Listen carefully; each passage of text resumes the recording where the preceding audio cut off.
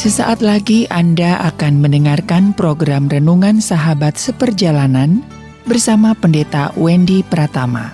Selamat mendengarkan.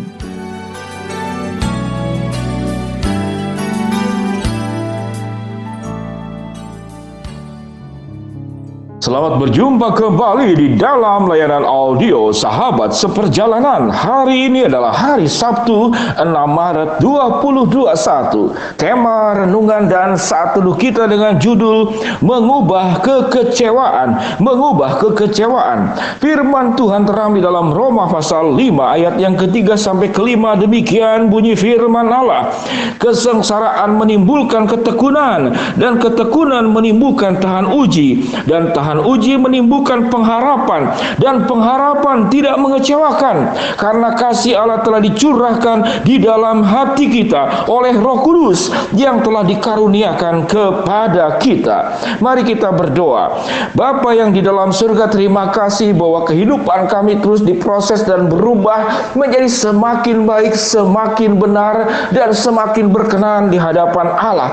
Bahwa kehidupan kami terus mengalami perubahan demi perubahan yang sesuai dengan kehendak-Mu dan bukan menurut perakiraan-perakiraan dan pikiran-pikiran kami.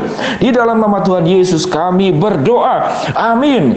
Sahabat seperjalanan, mengubah kekecewaan. Kata ubah adalah sesuatu yang sangat umum di dunia anak-anak. Kalau Anda pernah lihat itu film anak-anak yang berubah, tiba-tiba berubah menjadi seorang Superman, menjadi seorang pahlawan di dalam cerita-cerita film.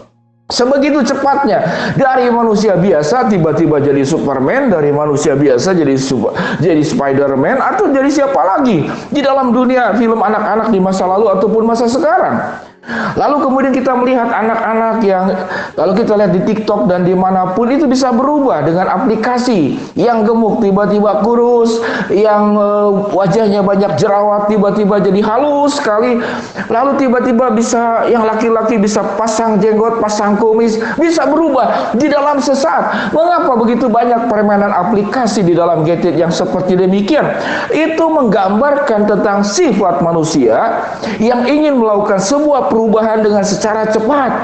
Tatkala ternyata kehidupan ini ada hal yang dimana segala sesuatu itu melalui proses.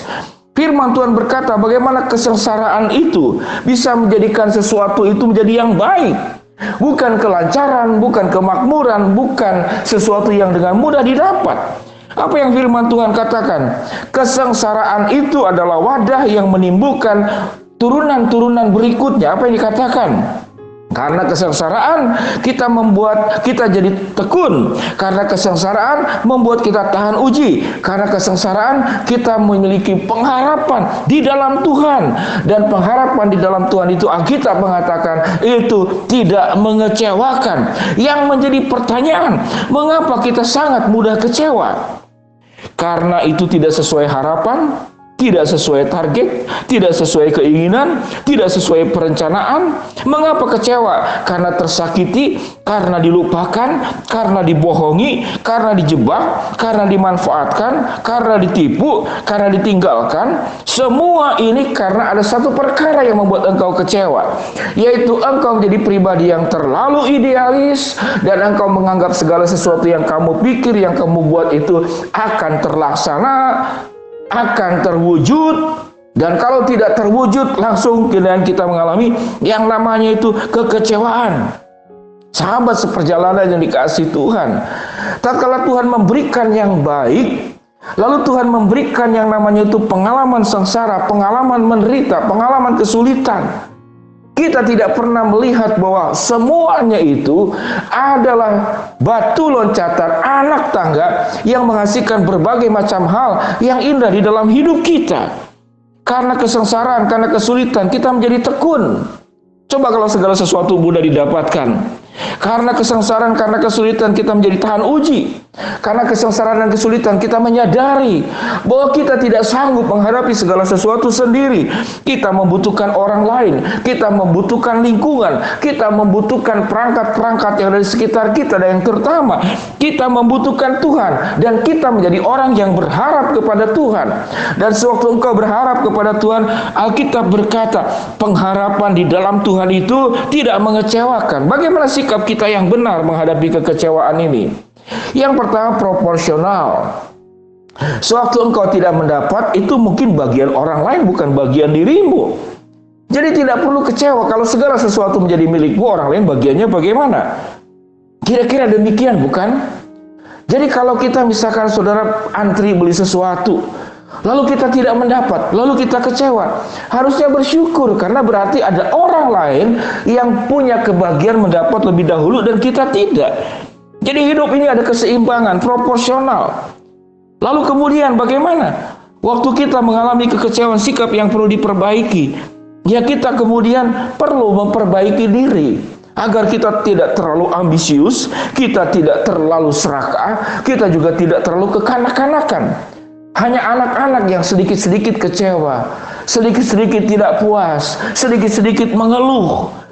Jadi kalau kita boleh simpulkan, sumber kekecewaan itu dari mana? Orang? Tidak. Lingkungan? Tidak. Harapan yang ingin kita dapatkan tidak didapat? Tidak.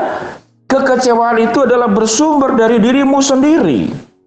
Kalau saya boleh garis bawahi bahwa orientasi hidup kita, kenapa seringkali kecewa? Karena kita orientasinya ingin hidup mendapatkan segala sesuatu yang menyenangkan. Yang menyenangkan itu belum tentu baik, tetapi Allah memberikan segala sesuatu kepada kita itu yang baik. Yang baik belum tentu menyenangkan kita. Bahkan yang baik itu lebih banyak tidak menyenangkan kita. Coba kita ajarkan anak-anak. Kalau kita punya anak-anak di rumah, atau Anda sebagai guru mengajar murid, atau Anda sebagai majikan memberikan pegawai, silakan engkau boleh bekerja, silakan engkau boleh studi, silakan engkau boleh berbuat sesuai dengan kesenangan hatimu.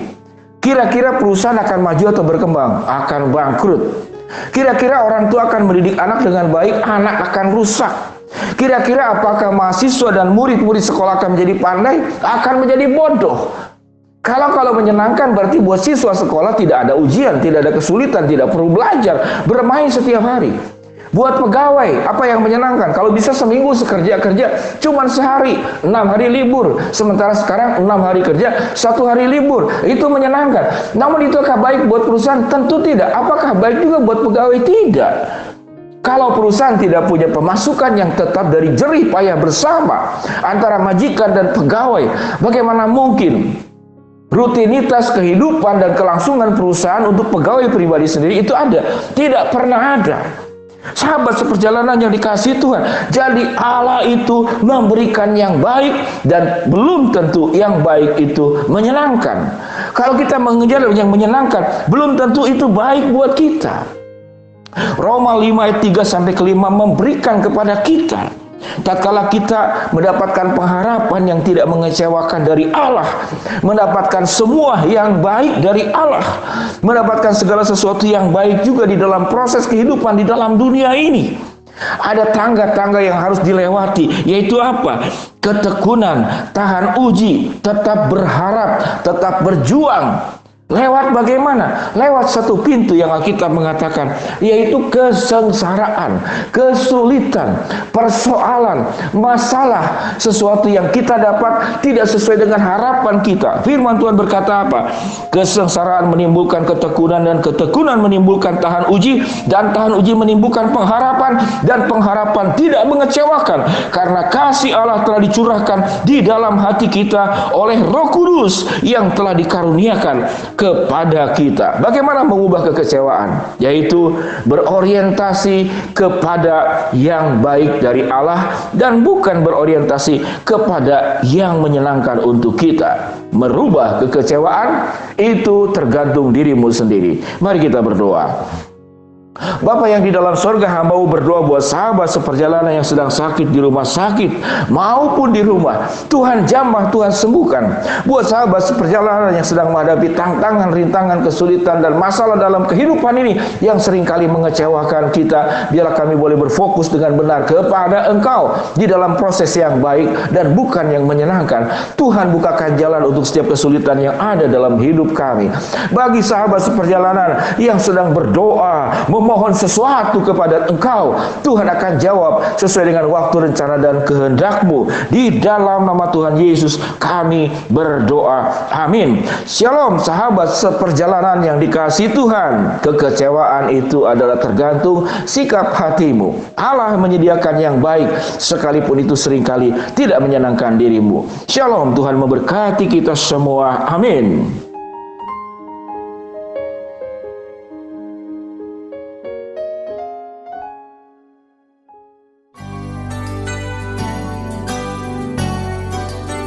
Anda baru saja mendengarkan program Renungan Sahabat Seperjalanan bersama Pendeta Wendy Pratama. Terima kasih atas perhatian Anda. Tuhan Yesus memberkati.